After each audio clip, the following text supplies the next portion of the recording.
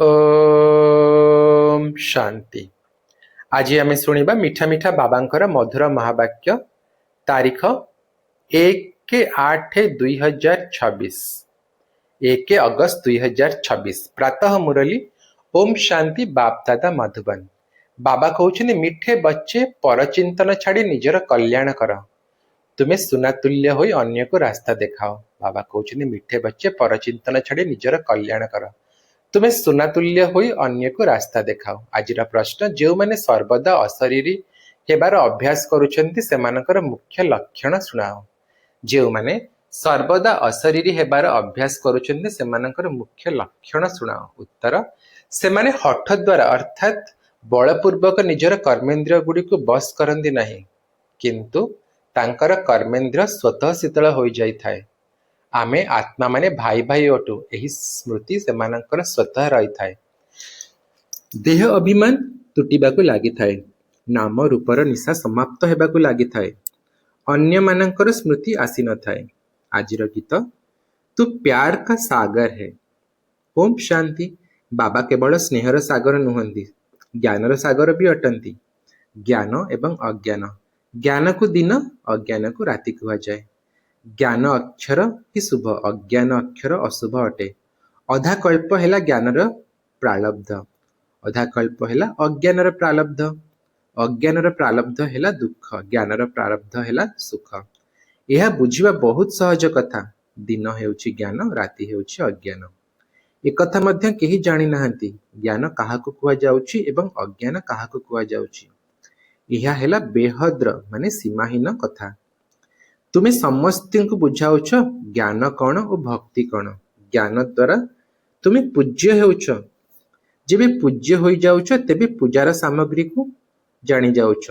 जेते सब मंदिर आदि अछि तुम्हें जानिछ जे ए सब स्मारकी अटे। तांकर जीवन कहानी कौन ताहा तुम्हें जानिछ। जे पूजा करिबा को जाउछंती सेमाने निजे जानि नाहंती। पूजा को भक्ति कुहा जाए। भगवान को भक्तंक सह भेटिबा को हेबो भक्तिर फल देबा पाई। सेथिपाई ज्ञान को कुहा जाए भक्तिर फल। तेणु भगवान ही आसी पूजारी पूज्य कराउछंती। पूज्य सत्य जुगरे, पूजारी कଳି जुगरे थांती। तुमे माने जानिछ जे आजि कौन अछि काली कौन हेबो। विनाश तो निश्चय हेबो, जे कोनोसी समय रे भी होई पारे। प्रस्तुति चालिछि। गायन मध्य रहिछि अनेक प्राकृतिक विपर्यय मध्य हेबो। एकथा तो लिखि देबा उचित। गृहयुद्ध और प्राकृतिक विपर्यय यह कौन से ईश्वरीय विपर्यय कुहा जाई पारिबो नहीं। यह तो ड्रामा रे निर्धार्य रहिछि। जहा फल प्राकृतिक विपर्यय सब आसिबो। एमाने विनाश रे मध्य साहाय्य करिबे। मुसलधार रे वर्षा हेबो, भूकरे मरिबे, भूमिकंप आदि सबु हेबो। यह द्वारा ही विनाश हेबो। पिला माने जानिछंती यह तो निश्चय हेबो। नहेले सत्य जुगरे एते अल्प संख्यक मनुष्य किपरि रहिबे। निश्चय समुद्र विनाश हेबो। पिला माने भल भाबरे जानिछंती एही सब वस्त्र धुआ हेबो। यह हेउछि बेहद्र विशाल मेसिन। गायन रहिछि महिला अर्थात विकारी अशुद्ध आत्मा को परमात्मा शुद्ध बा पवित्र करुछंती। एही लुगापाटर कथा नुहे, यह हेला शरीरर कथा। आत्मा मानकु जोग बल द्वारा धोइबाकु हेबो। वर्तमान पांच तत्व तम प्रधान होइथिबारु शरीर मध्य एहीपरि हेउछि। पतित पावन बाबा आसी पावन कराउछंती। आउ सब विनाश होइजिबो। तुमे जानिछ जे पावन किपरि हेउछंती। बहुत सहज रास्ता बताउछंती। मनुष्य माने तो किछि हेले भी बुझु नाहंती। जेउ जेउ स्थान रे भक्ति यज्ञ आदि हेउछि सेठाकु जाई बुझाइबा आवश्यक जे जहांकर तुमे भक्ति करूछ तांकर जीवन कहानी सुनिबा द्वारा ही तुमे देवता होई पारिबो। सेमाने किपरि जीवन मुक्ति पाइले आसी बुझ, तेबे तुमे मध्य जीवन मुक्ति पाई पारिबो। मंदिर रे बसी जीवन कहानी बुझाइले भल भाबरे बुझिबे। तुमे मध्य बाबांग ठारू एबे जीवन कहानी सुनुछ। तुमे संतान मानकु केते ज्ञान मिलुछि। परम पिता परमात्मांकर जीवन कहानी केही हेले भी जानि नाहंती। सर्वव्यापी कहिबा द्वारा कोन जीवन कहानी प्रमाणित हेउछि कि तुमे संतान माने एबे परम पिता परमात्मांकर जीवनी कहानी को सुनुछ, अर्थात आदि मध्य अंत को जानुछ। वर्तमान समय को आदि कुहा जीव, जेतेबेले कि बाबा आसी पतित मानकु पावन कराउछंती। पुणी मध्य रे भक्तिर पाठ चालुछि। बाबा कहउछंती वर्तमान मु आसी स्थापना करूछि। କରାଉଛି। ମୁଁ ହିଁ କରନ୍ କରାवनहार ଅର୍ଥାତ୍ ମୁଁ ହିଁ କରେ ଏବଂ କରାଏ। ପ୍ରେରଣାକୁ କରିବା ବୋଲି କୁହାଯିବ ନାହିଁ। ବାବା ଆସି ଏହାଙ୍କ ଅର୍ଥାତ୍ ବ୍ରହ୍ମାଙ୍କ କର୍ମେନ୍ଦ୍ରିୟ ଦ୍ୱାରା କରୁଛନ୍ତି। ଏଥିରେ ପ୍ରେରଣାର କୌଣସି କଥା ନାହିଁ। କରନ୍ କରାवनहार ନିଶ୍ଚୟ ସମ୍ମୁଖରେ ହିଁ କରାଇବେ। ପ୍ରେରଣା ଦ୍ୱାରା କିଛି ହେଲେ ବି ହୋଇପାରିବ ନାହିଁ। ଶରୀର ବିନା ଆତ୍ମା କିଛି ବି କରିପାରିବ ନାହିଁ। ଅନେକ କହନ୍ତି ଈଶ୍ୱର ହିଁ ପ୍ରେରଣା ଦ୍ୱାରା ସବୁ କିଛି କରିଥାନ୍ତି। ବାବା ଆପଣ ପ୍ରେରଣା କରନ୍ତୁ, ମୋ ପତିଙ୍କର ବୁଦ୍ଧି ଠିକ୍ ହୋଇଯାଉ। ବାବା କହୁଛନ୍ତି ପ୍ରେରଣାର ତ ଏଥିରେ କୌଣସି କଥା ହିଁ ନାହିଁ। ତାହେଲେ ପୁଣି ଶିବ ଜୟନ୍ତୀ କାହିଁକି ପାଳନ କରାଯାଉଛି? ପ୍ରେରଣା ଦ୍ୱାରା କାମ ହେଲେ ପୁଣି ଆସିବେ ହିଁ କାହିଁକି? ପ୍ରଥମତଃ ଈଶ୍ୱର କି ପ୍ରକାରର ଜିନିଷ ଏକଥା ଜାଣିନାହାନ୍ତି। କେବଳ କହିଦେଉଛନ୍ତି ଯେ ଈଶ୍ୱରଙ୍କର ପ୍ରେରଣା ଦ୍ୱାରା ସବୁ କିଛି ହେଉଛି। ନିରାକାର ପ୍ରେରଣା ଦ୍ୱାରା କିପରି କରିବେ? ସିଏ ତ କରାଇଥାନ୍ତି। ଏଠାକୁ ଆସି ରାସ୍ତା ବତାଇଥାନ୍ତି। କର୍ମେନ୍ଦ୍ରିୟ ଦ୍ୱାରା ମୁରଲୀ ଶୁଣାଇଛନ୍ତି। କର୍ମେନ୍ଦ୍ରିୟର ଆଧାର ନ ନେବା ପର୍ଯ୍ୟନ୍ତ ମୁରଲୀ କିପରି ଶୁଣାଇବେ? ଜ୍ଞାନର ସାଗର ହୋଇଥିବାରୁ ଶୁଣାଇବା ପାଇଁ ମୁଖ ଦରକାର ନା। ଏବେ ତୁମେମାନେ ସାରା ଦୁନିଆର ଆଦି ମଧ୍ୟ ଅନ୍ତକୁ ଜାଣିସାରିଛ। ତୁମକୁ ସମ୍ପୂର୍ଣ୍ଣ ଜ୍ଞାନ ମିଳିଛି। ଜାଣୁଛନ୍ତି ଜ୍ଞାନ ବିନା ଗତି ନାହିଁ। ଜ୍ଞାନ କିଏ ଦେବ? ଜ୍ଞାନର ମାର୍ଗ ଓ ଜ୍ଞାନ ମାର୍ଗ ମଧ୍ୟରେ ବାବା କହୁଛନ୍ତି ଅଜ୍ଞାନ ମାର୍ଗ ଓ ଜ୍ଞାନ ମାର୍ଗ ମଧ୍ୟରେ ପାର୍ଥକ୍ୟ ଦେଖ ନା। ବିଜ୍ଞାନ ବୋଲି ମଧ୍ୟ କହୁଛନ୍ତି। ଅଜ୍ଞାନ ହେଉଛି ଅନ୍ଧକାର। ତେବେ ଜ୍ଞାନ ଓ ବିଜ୍ଞାନକୁ ଆମେ ମୁକ୍ତି ଜୀବନ ମୁକ୍ତି ମଧ୍ୟ କହିପାରିବୁ। ତୁମକୁ ଏବେ ପବିତ୍ର ହେବାର ଜ୍ଞାନ ମିଳୁଛି। ତୁମେ ସତ୍ତ୍ୱପ୍ରଧାନ ଚକ୍ରଧାରୀ ହେଉଛ। ତୁମେ ସ୍ୱଦର୍ଶନ ଚକ୍ରଧାରୀ ହେଉଛ। କେହି ଶୁଣିଲେ ଆଶ୍ଚର୍ଯ୍ୟ ହେବେ। କହିବେ ଆତ୍ମା ଜ୍ଞାନ ନେଇଥିବାରୁ ନିଶ୍ଚୟ ଆତ୍ମା ସେହି ସଂସ୍କାର ନେଇକରି ଯିବ ନା। ମନୁଷ୍ୟକୁ ଦେବତା ବାବା କହୁଛନ୍ତି ମନୁଷ୍ୟରୁ ଦେବତା ହେଉଛ, ତେଣୁ ଜ୍ଞାନ ତ ରହିବା ଆବଶ୍ୟକ। କିନ୍ତୁ ବାବା ବୁଝାଉଛନ୍ତି ଏହା ପ୍ରାରବ୍ଧ ନିମନ୍ତେ ପୁରୁଷାର୍ଥ ଅଟେ। ପ୍ରାରବ୍ଧ ମିଳିଗଲେ ପୁଣି ଜ୍ଞାନର ଆବଶ୍ୟକତା ନାହିଁ। ସତ୍ୟଯୁଗ ହେଉଛି ତୁମ ସନ୍ତାନମାନଙ୍କର ପାଇଁ ପ୍ରାରବ୍ଧ। ଏହି କଥା ଶୁଣିବା ମାତ୍ରେ ହିଁ ଆଶ୍ଚର୍ଯ୍ୟ ହେବେ। ଏହି ଜ୍ଞାନ ପରମ୍ପରା ଅନୁସାରେ କାହିଁକି ଚାଲୁନାହିଁ? ବାବା କହୁଛନ୍ତି ଏହା ପ୍ରାୟ ଲୋପ ହୋଇଯାଉଛି। ସତ୍ୟଯୁଗରେ ଏହା ପ୍ରାୟ ଲୋପ ହୋଇଯାଉଛି। ଦିନ ହୋଇଗଲା, ତେବେ ଆଉ ପୁଣି ଅଜ୍ଞାନତା ନାହିଁ, ଯାହା ଫଳରେ କି ଜ୍ଞାନର ଆବଶ୍ୟକତା ପଡ଼ିବ। ଏହା ମଧ୍ୟ ବୁଝିବା ଓ ବୁଝାଇବାର କଥା। ତୁରନ୍ତ କେହି ବୁଝିପାରିବେ ନାହିଁ। ଶିବ ବାବା ପିଲାମାନଙ୍କ ପାଇଁ ଉପହାର ନେଇ ଭାରତକୁ ହିଁ ଆସିଥାନ୍ତି ଭକ୍ତିର ଫଳ ଦେବା ପାଇଁ। ଭକ୍ତି ପରେ ହେଉଛି ସଦ୍ଗତି। ଏହି ବିନାଶ ମଧ୍ୟ ନିଶ୍ଚୟ ହେବ। ସେ ସବୁର ଲକ୍ଷଣ ଦେଖାଯାଉଛି। ତୁମେ ଶୁଣିବ ଅଗ୍ନିକଣା। ବାବା କହୁଛନ୍ତି ତୁମେ ଶୁଣିବ ଅଗ୍ନିକଣା ପଡ଼ିବା ମାତ୍ରେ ଘଣ୍ଟେ 2 ଘଣ୍ଟା ସାରା ଘର ଜଳି ଭସ୍ମ ହୋଇଯାଉଛି।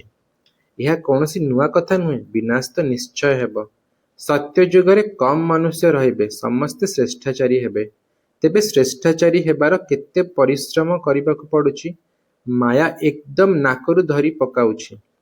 ଏହିପରି ନିମ୍ନଗାମୀ ହେଲେ ବାବା କହୁଛନ୍ତି ଏହିପରି ନିମ୍ନଗାମୀ ହେଲେ ବହୁତ ଆଘାତ ଲାଗିଥାଏ, ସମୟ ବି ଲାଗିଯାଇଥାଏ। ସବୁଠାରୁ ବଡ଼ ଆଘାତ ହେଉଛି କାମ ବିକାରର। ସେଥିପାଇଁ କୁହାଯାଉଛି କାମ ମହାଶତ୍ରୁ ଅଟେ। ଏହା ହିଁ ପତିତ କରାଉଛି। ବିକାର ପାଇଁ ହିଁ ଝଗଡ଼ା ହୋଇଥାଏ। ଯଦି ବିକାର ପାଇଁ ବାବା କହୁଛନ୍ତି ବିକାର ପାଇଁ ହିଁ ଝଗଡ଼ା ହୋଇଥାଏ। ଯଦି ବିକାର ପାଇଁ ଛାଡ଼ିବେ ନାହିଁ ତେବେ ନିଶ୍ଚୟ କହିବେ ଯେ ଏହାଠାରୁ ବାସ୍ନା ମାଜିବା ଭଲ। ବାବା କହୁଛନ୍ତି ଯଦି ବିକାର ପାଇଁ ଛାଡ଼ିବେ ନାହିଁ ତେବେ ନିଶ୍ଚୟ କହିବେ ଯେ ଏହାଠାରୁ ବାସନ ମାଜିବା ଭଲ। ବରଂ ଝାଡ଼ୁ ପୋଛା ଲଗାଇବ, କିନ୍ତୁ ପବିତ୍ର ରହିବୁ। ଏଥିରେ ବହୁତ ହିମ୍ମତ ଆବଶ୍ୟକ।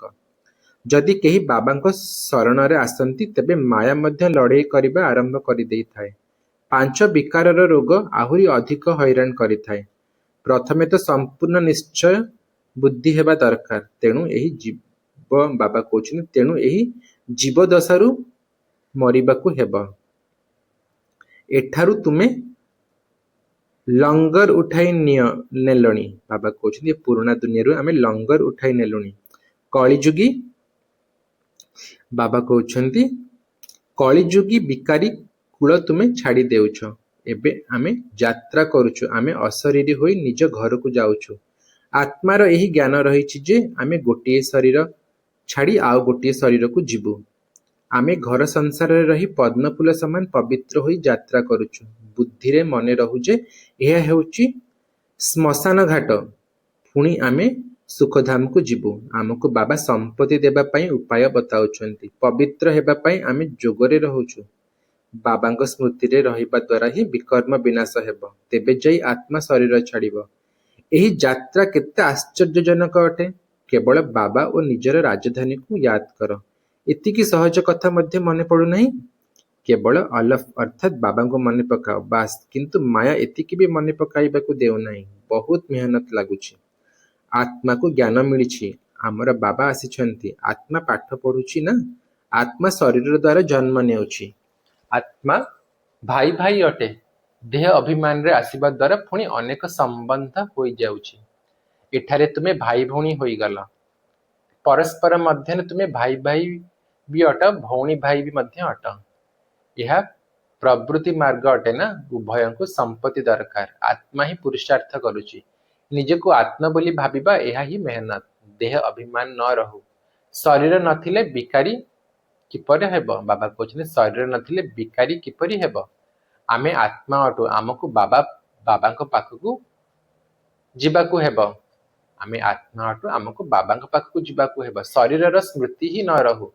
ଯେତେ ଯେତେ ଯୋଗୀ ହୋଇ ଚାଲିବ କର୍ମେନ୍ଦ୍ରିୟ ସେତେ ଶାନ୍ତ ହୋଇଯିବ। ଦେହ ଅଭିମାନରେ ଆସିବା ଦ୍ୱାରା କର୍ମେନ୍ଦ୍ରିୟ ଚଞ୍ଚଳ ହୋଇଥାଏ।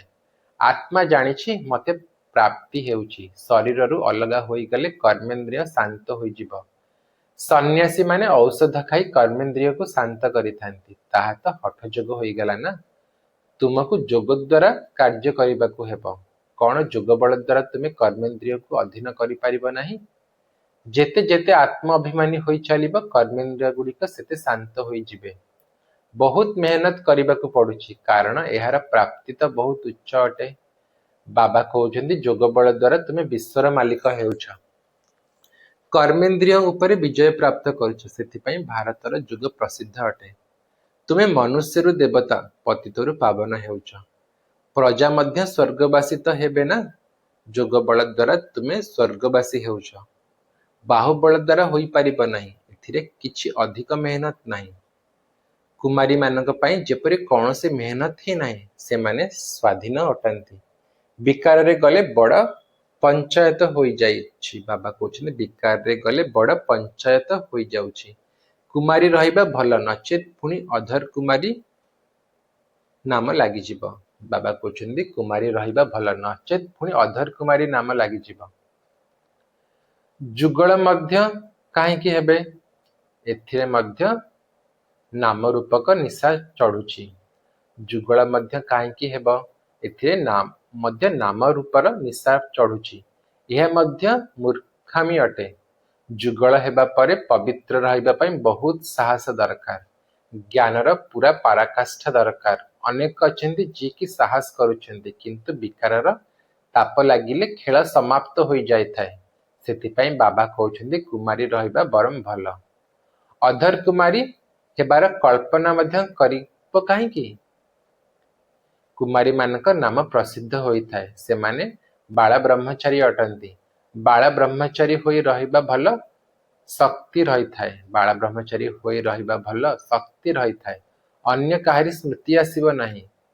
କିନ୍ତୁ ଯଦି ସାହସ ଅଛି ତେବେ କରିକି ଦେଖାଅ। କିନ୍ତୁ ଏଥିରେ ମେହନତ ରହିଛି। 2 ଜଣ ହୋଇଯାଇଥାନ୍ତି ନା। କୁମାରୀ ହେଲେ ଏକା ରହିବେ। 2 ଜଣ ହେଲେ ଦ୍ୱୈତ ମତ ଆସିଯାଇଥାଏ। ଯେତେ ପର୍ଯ୍ୟନ୍ତ ସମ୍ଭବ କୁମାରୀ ହୋଇ ରହିବା ଭଲ। କୁମାରୀ ସେବା କରିବା ନିମିତ୍ତେ ବାହାରି ପାରିବେ। ବନ୍ଧନରେ ପଡ଼ିବା ଦ୍ୱାରା ପୁଣି ବନ୍ଧନର ବୃଦ୍ଧି ହୋଇଥାଏ। ଏହିପରି ଜାଳ ବିଛାଇବା କଣ ଦରକାର, ଯେଉଁଠି ବୁଦ୍ଧି ଜାଳରେ ଛନ୍ଦି ହୋଇଯିବ। ଏପରି ଜାଳରେ ଛନ୍ଦି ହେବା ଠିକ ନୁହେଁ। କୁମାରୀମାନଙ୍କ ପାଇଁ ତ ବହୁତ ଭଲ। କୁମାରୀମାନଙ୍କ ନାମରେ ଟେକ୍ ମଧ୍ୟ ରହିଛି। ବାବା କହୁଛନ୍ତି କୁମାରୀମାନଙ୍କ ନାମର ଟେକ ମଧ୍ୟ ରହିଛି। କହ୍ନେୟା ନାମର ମହିମା ରହିଛି ନା। କହ୍ନେୟା ନାମର ମହିମା ରହିଛି ନା। କୁମାରୀ ହୋଇ ରହିବା ବହୁତ ଭଲ। ତାଙ୍କ ପାଇଁ ବହୁତ ସହଜ। ବିଦ୍ୟାର୍ଥୀ ଜୀବନ ପବିତ୍ର ଜୀବନ ମଧ୍ୟ ଅଟେ। ବୁଦ୍ଧି ମଧ୍ୟ ସତେଜ ରହିଥାଏ। କୁମାରୀମାନଙ୍କ ଭୀଷ୍ମ ପିତାମହଙ୍କ ସଦୃଶ ହେବାକୁ ପଡ଼ିବ। କୁମାରୀମାନଙ୍କୁ ଭୀଷ୍ମ ପିତାମହଙ୍କ ସଦୃଶ ହେବାକୁ ପଡ଼ିବ। କଳ୍ପ ପୂର୍ବରୁ ମଧ୍ୟ ଏହିପରି ହୋଇଥିଲେ। ସେଥିପାଇଁ ତ ଦିଲବାଡ଼ା ମନ୍ଦିରରେ ସ୍ମୃତି ଚିହ୍ନ କରାଯାଇଛି।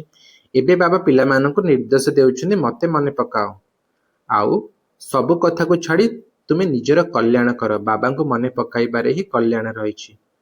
ଭୁଲ ହୋଇଯାଇଛି, ପିଲାମାନେ ତଳକୁ ପଡ଼ିଯାଇଛନ୍ତି। ତୁମେ ପରଚିନ୍ତନକୁ ଛାଡ଼ି ନିଜର କଲ୍ୟାଣ କର, ଅନ୍ୟର ଚିନ୍ତନ କର ହିଁ ନାହିଁ।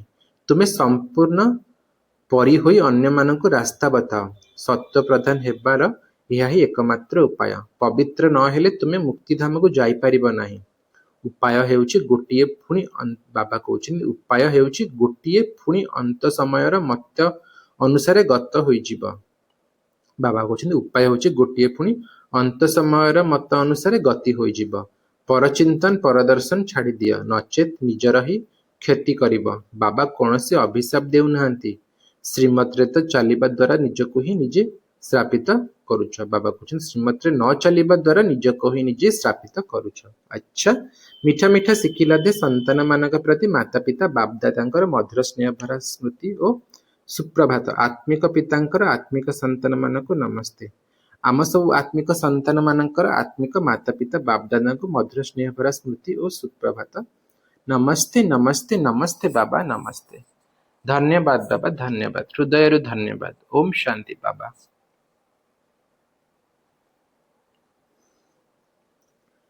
ଆଜିର ଧାରଣା ପାଇଁ ମୁଖ୍ୟ ସାର। 1. ନିଶ୍ଚୟ ବୁଦ୍ଧି ହୋଇ ବଞ୍ଚି ଥାଉ ଥାଉ ଏହି ପୁରୁଣା ଦୁନିଆରୁ ନିଜର ବୁଦ୍ଧି ରୂପୀ ଲଙ୍ଗର ଉଠାଇ ନେବାକୁ ହେବ। ବାବାଙ୍କର ପ୍ରତ୍ୟକ୍ଷ ଆଜ୍ଞାକୁ ପାଳନ କରି ନିଜର କଲ୍ୟାଣ କରିବାକୁ ହେବ। 2. ଅନ୍ୟର ଚିନ୍ତନ ଛାଡ଼ି ନିଜର ବୁଦ୍ଧିକୁ ସୁବର୍ଣ୍ଣ ସଦୃଶ କରିବାକୁ ହେବ। ପରଦର୍ଶନ ପରଚିନ୍ତନରେ ନିଜର ସମୟ ନଷ୍ଟ କରିବାର ନାହିଁ। ଯୋଗ ବଳ ଦ୍ୱାରା ବାବା କହୁଛନ୍ତି ଯୋଗ ବଳ ଦ୍ୱାରା ନିଜର କର୍ମେନ୍ଦ୍ରିୟକୁ ଶାନ୍ତ ଏବଂ ଶୀତଳ କରିବାକୁ ହେବ। ଆଜିର ବରଦାନ, ନିଜର ବିଜୟ ବା ସଫଳତାକୁ ନିଶ୍ଚୟ ମନେକରି ସର୍ବଦା ନିଶ୍ଚିନ୍ତ ରହୁଥିବା ନିଶ୍ଚୟ ବୁଦ୍ଧି ଭବ। ନିଜର ବିଜୟ ବା ସଫଳତାକୁ ନିଶ୍ଚୟ ମନେକରି ସର୍ବଦା ନିଶ୍ଚିନ୍ତ ରହୁଥିବା ନିଶ୍ଚୟ ବୁଦ୍ଧି ଭବ। ତା ପାଇଁ ବାବା କହୁଛନ୍ତି ଯେଉଁ ପିଲାମାନେ ସର୍ବଦା ବାବାଙ୍କ ପ୍ରତି, ନିଜର ଅଭିନୟ ପ୍ରତି ଏବଂ ଡ୍ରାମାର ପ୍ରତ୍ୟେକ ସେକେଣ୍ଡର ଦୃଶ୍ୟ ପ୍ରତି 100% ନିଶ୍ଚୟ ବୁଦ୍ଧି ଅଟନ୍ତି, ସେମାନଙ୍କର ବିଜୟ ବା ସଫଳତା ସୁନିଶ୍ଚିତ ଅଟେ। ସେମାନଙ୍କର ବିଜୟ ସୁନିଶ୍ଚିତ ହୋଇଥିବା କାରଣରୁ ସେମାନେ ସର୍ବଦା ନିଶ୍ଚିନ୍ତ ରହିଥାନ୍ତି। ସେମାନଙ୍କ ଚେହେରାରେ ଚିନ୍ତାର କୌଣସି ବି ରେଖା ଦେଖାଯାଇ ନଥାଏ। ସେମାନଙ୍କ ଭିତରେ ସର୍ବଦା ନିଶ୍ଚୟ ରହିଥାଏ ଯେ ଏହି କାର୍ଯ୍ୟ ବା ଏହି ସଂକଳ୍ପ ସଫଳ ହୋଇକରି ହିଁ ରହିଛି। ସେମାନଙ୍କ ଭିତରେ ସର୍ବଦା ନିଶ୍ଚୟ ରହିଥାଏ ଯେ ଏହି କାର୍ଯ୍ୟ ବା ଏହି ସଂକଳ୍ପ ସଫଳ ହୋଇକରି ହିଁ ରହିଛି। ସେମାନଙ୍କ ଭିତରେ କେବେ ବି କୌଣସି କଥାରେ ପ୍ରଶ୍ନ ଉଠିପାରିବ ନାହିଁ। ଆଜିର ସ୍ଲୋଗାନ, ଶୁଣିବା ଏବଂ ଶୁଣାଇବା ଭିତରେ ଭାବନା ଏବଂ ଭାବ ଅର୍ଥାତ୍ ଉଦ୍ଦେଶ୍ୟକୁ ପରିବର୍ତ୍ତନ କରିଦେବା ହିଁ ବାତାବରଣକୁ ଖରାପ କରିବା। ଶୁଣିବା ଓ ଶୁଣାଇବା ଭିତରେ ଭାବନା ଏବଂ ଭାବ ଅର୍ଥାତ୍ ଉଦ୍ଦେଶ୍ୟକୁ ପରିବର୍ତ୍ତନ କରିଦେବା ହିଁ ବାତାବରଣକୁ ଖରାପ କରିଦେବା। ଆଜିର ଅବ୍ୟକ୍ତି ସାର, ଅପବିତ୍ରତାର ବୀଜକୁ ମଧ୍ୟ ସମାପ୍ତ କରି ସମ୍ପୂର୍ଣ୍ଣ ସ୍ୱଚ୍ଛ ଅର୍ଥାତ୍ ପବିତ୍ର ହୁଅ। ଏ ମାସର ନୂଆ ଅବ୍ୟକ୍ତି ସାର ଟାଇଟଲ ହେଉଛି ଅପବିତ୍ରତାର ବୀଜକୁ ମଧ୍ୟ ସମାପ୍ତ କରି ସମ୍ପୂର୍ଣ୍ଣ ସ୍ୱଚ୍ଛ ଅର୍ଥାତ୍ ପବିତ୍ର ହୁଅ। ଆଉ ଥରେ ପଢିବା, ଅପବିତ୍ରତାର ବୀଜକୁ ମଧ୍ୟ ସମାପ୍ତ କରି ସମ୍ପୂର୍ଣ୍ଣ ସ୍ୱଚ୍ଛ ଅର୍ଥାତ୍ ପବିତ୍ର ହୁଅ। ତା ପାଇଁ ବାବା କହୁଛନ୍ତି ସମ୍ପୂର୍ଣ୍ଣ ପବିତ୍ରତା ହିସାବରେ ବ୍ୟର୍ଥ ସଂକଳ୍ପ ମଧ୍ୟ ଅପବିତ୍ରତାର ବୀଜ ଅଟେ। ତେବେ ବ୍ୟର୍ଥ ସଂକଳ୍ପ ଚାଲିବାର ସଂସ୍କାର ଏବେ ମଧ୍ୟ ଅଧିକାଂଶ ପିଲାଙ୍କ ଭିତରେ ରହିଛି। ବ୍ୟର୍ଥ ସଂକଳ୍ପର ଆଧାର ମନ ହିଁ ଅଟେ, ଯାହାକି ମନ୍ମନାଭବ ସ୍ଥିତିରେ ରହିବା ପାଇଁ ଦେଇନଥାଏ। ସେଥିପାଇଁ ଶ୍ରୀମତ ରୂପକ ଲଗାମକୁ ଟାଇଟ୍ କରି ବ୍ୟର୍ଥ ସଂକଳ୍ପର ଅପବିତ୍ରତାକୁ ସମାପ୍ତ କର। ଆଚ୍ଛା, ଓମ୍ ଶାନ୍ତି।